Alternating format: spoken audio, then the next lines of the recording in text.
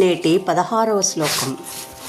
మౌళీందోర్మైషమోషీద్యుతిమితి వృషభాంకేన యః శంకినేవా ప్రత్యగ్రోద్ఘాటితాంభోరుహ కుహరగుహాసుస్థితేనేవ ధాత్రా కృష్ణేనధ్వాంతకృష్ణస్వతనుపరిభవ త్రస్నునేవ స్తుతోలం త్రాణాయ స్యాత్తనీయానపి తిమిరరిపోః సత్విషాముద్గమో వః.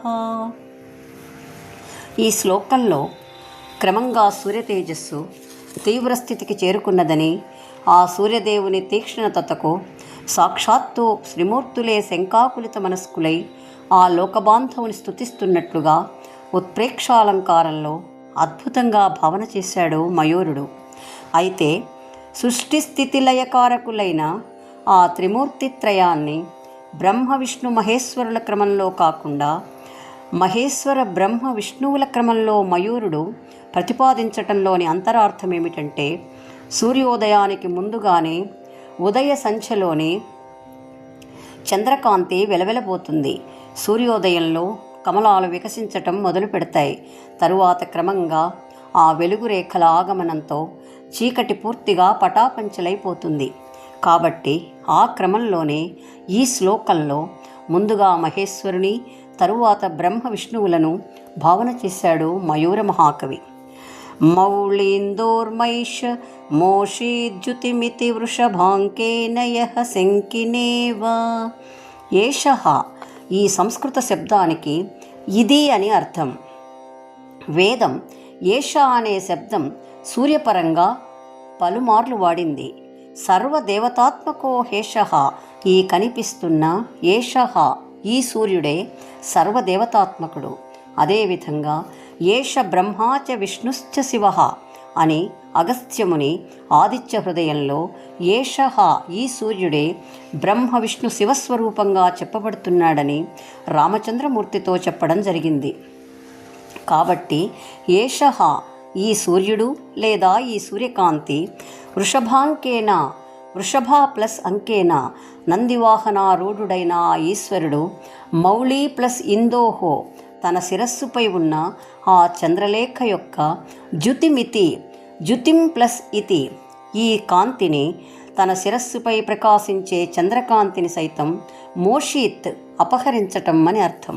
ఈ సూర్యకాంతి తన శిరస్సుపై ఉన్నటువంటి చంద్రలేఖ యొక్క ధవళకాంతిని సైతం అపహరిస్తుందేమోనని, ఎక్కడ తన సిగపు వెలవెలపోతుందోనని శంకినేవా, శంకినా ప్లస్ ఇవ ఆ పరమేశ్వరుడు సందేహిస్తున్నటువంటి వాని వలె భయంతో స్తుతోలం అలం మిక్కిలిగా స్తుతః ఆ సూర్యకాంతిని స్తుతిస్తున్నాడట. ఇక్కడ అద్భుతమైన చమత్కారం ఏమిటంటే, శివుని శిరస్సుపై ఉన్నటువంటి చంద్రలేఖ శాశ్వత కళ, షోడశ కళ, అమృత కళగా చెప్పబడుతుంది. ఈశ్వరుని మృత్యుంజయ తత్వానికి ప్రతీకగా ఆ చంద్రలేఖ భాసిస్తోంది. ఆ చంద్రలేఖ యొక్క ప్రకాశం పెరగడం కానీ తగ్గడం కానీ ఉండదు. అటువంటి ఆ శాశ్వత కళ సైతం తన ధవళకాంతిని కోల్పోతుందా అన్నంత తీవ్రంగా సూర్యుని ప్రతాపం ఉన్నదని ఉత్ప్రేక్షగా భావన చేశాడు మయూరుడు. తన సిగపువ్వు ఎక్కడ వాడిపోతుందోనని ఈశ్వరుడు సైతం శంకాకులిత మనస్కుడై ఆ సూర్యదేవునే స్తుతిస్తున్నాడట. ప్రత్యగ్రోద్ఘాటితాంభోరుహ కుహరగుహాసుస్థితేనేవ ధాత్రా. ధాత్రా ఈ సంస్కృత శబ్దానికి బ్రహ్మదేవుడు అని అర్థం. ధా ఆధారే స్త్రాత్ అనే వ్యుత్పత్తి ప్రకారంగా సమస్తమునకు ఆధారమైన సృష్టికర్త అయిన బ్రహ్మదేవుడు అని అర్థం. ధాత్రి అనగా భూమి అనే అర్థం కూడా ఉన్నది. ఎందుకంటే భూమి కూడా స్థిరంగానే ఉంటుంది. భూమి ద్వారా ఉత్పత్తి అయ్యే అన్నాదులు జీవోత్పత్తికి కారణమై భూమి సృష్టికి కారణభూతమవుతోంది. అంతేకాకుండా పంచభూతాలన్నింటిలోనికి స్థిరంగా ఉండేది భూమి కాబట్టి ధాత్రి అనగా భూమి అని చెప్పబడుతుంది. పృథ్వీతత్వానికి భూమికి అధిపతి బ్రహ్మదేవుడు. అయితే భూభ్రమణం అనేది ఖగోళ స్థాయిలో జరిగే అంశం కాబట్టి మన అనుభవంలోనికి రాదు.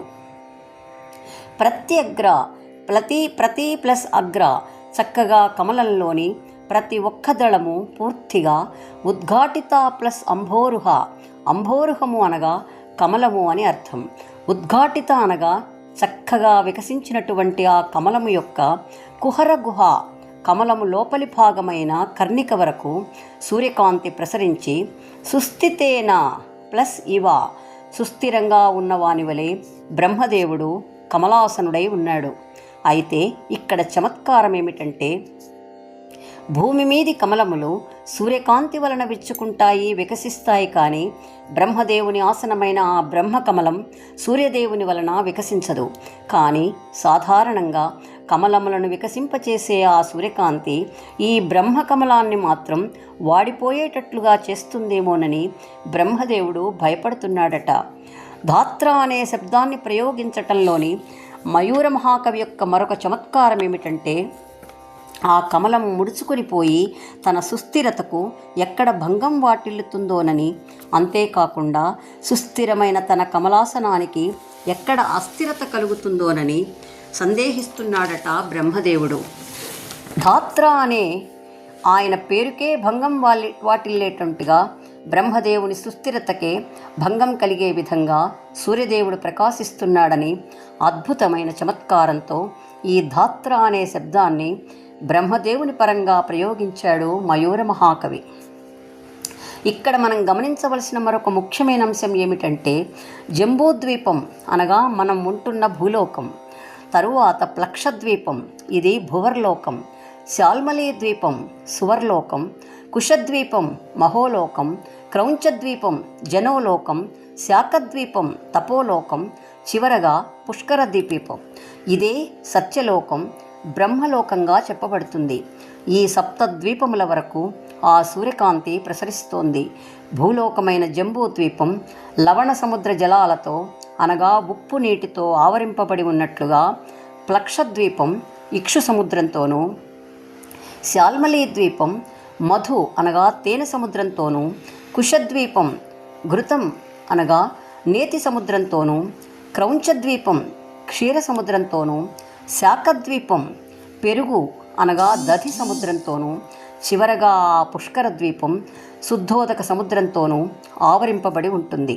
అటువంటి ఆ పుష్కర ద్వీపంలో జ్వలన శిఖామల కనక పత్రాయుతాయుతం భగవతః కమలాసనస్యాధ్యాసనం పరికల్పితం. ఆ శుద్ధోదక సముద్ర మధ్యంలో స్వర్ణమయమైన సహస్ర దళములతో, అనంతమైన స్వర్ణమయమైన కేసరముల రేణువులతో, అగ్ని శిఖల వలె దేదీప్యమానంగా బంగారుమయమై ప్రకాశించే కమలమే బ్రహ్మదేవుని యొక్క ఆసనంగా చెప్పబడుతోంది.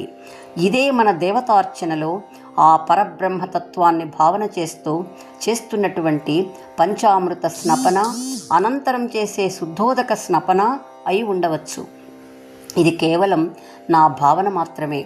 కానీ ఇక్కడ క్రమంలో ముందుగా పంచదార, తేనె, నెయ్యి, పాలు, చివరగా శుద్ధోదకం చెప్పబడుతోంది. మరొక విజ్ఞాన శాస్త్ర రహస్యం ఏమిటంటే, వాతావరణముల యొక్క పొరలు ట్రోపోస్పియర్, స్ట్రాటోస్పియర్, మీసోస్పియర్, థెర్మోస్పియర్ అంటూ చివరగా ఎక్సోస్పియర్ అని పేరు పెట్టి కేవలం 1000 కిలోమీటర్లకు మించి వాతావరణాన్ని నేటికీ శాస్త్రజ్ఞులు చెప్పలేకపోయారు. అనగా జంబూద్వీపాన్ని దాటి వెళ్ళలేకపోయారు. కానీ ఈ సూర్యకాంతి ఆకాశాన్ని దాటి అంతరిక్షంలో సప్తద్వీపముల వరకు ప్రసరిస్తుందనేది మన ఆధ్యాత్మిక విజ్ఞానం ద్వారా తెలియజేయబడుతోంది. ఆ పుష్కర ద్వీపంలోని శుద్ధోదక సముద్ర మధ్యంలో తామర పువ్వులోని కర్ణికయందు కమలాసనుడై సుస్థితుడై ఉన్నటువంటి ఆ బ్రహ్మదేవుడు ఈ సూర్యకాంతి తన తీక్ష్ణతతో ఆ స్వర్ణకమలం యొక్క కర్ణికను సైతం మార్చివేస్తే తన సుస్థిరతకు ఎక్కడ భంగం వాటిల్లుతుందోనని బ్రహ్మదేవుడు సైతం భయపడుతున్నాడట. ఆ భయంతోనే స్తుతోలం మిక్కిలిగా ఆ సూర్యదేవుని స్తుతిస్తున్నాడని అద్భుతంగా భావన చేశాడు మయూరుడు. ఈ సప్తద్వీపములను సైతం మయూరుడు తన ఉపాసనలో దర్శించి ఉండి ఉండవచ్చు.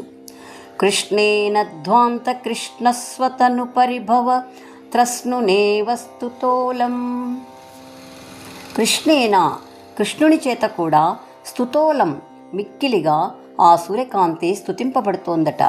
ఎందుకంటే స్వతను, తన తనువు యొక్క నల్లని కాంతిని ధ్వాంత కృష్ణ, కృష్ణ అనగా నల్లని తన శరీర కాంతిని చూసి ధ్వాంత అనగా చీకటి అనుకుని, నల్లని చీకటి వలె ఉన్న తన నల్లని శరీర ఛాయని సైతం చీకటి అనుకుని పారద్రోలి పరాభవిస్తుందేమోనని త్రస్నునేవా త్రస్నునా ప్లస్ ఇవ భయపడుతున్న వాని వలె ఆ కృష్ణ పరమాత్మ కూడా తన శరీర ఛాయని పరిహరించి పరాభవించకుండా ఉండడానికి ఆ సూర్యకాంతిని మిక్కిలిగా స్తుతిస్తున్నాడట.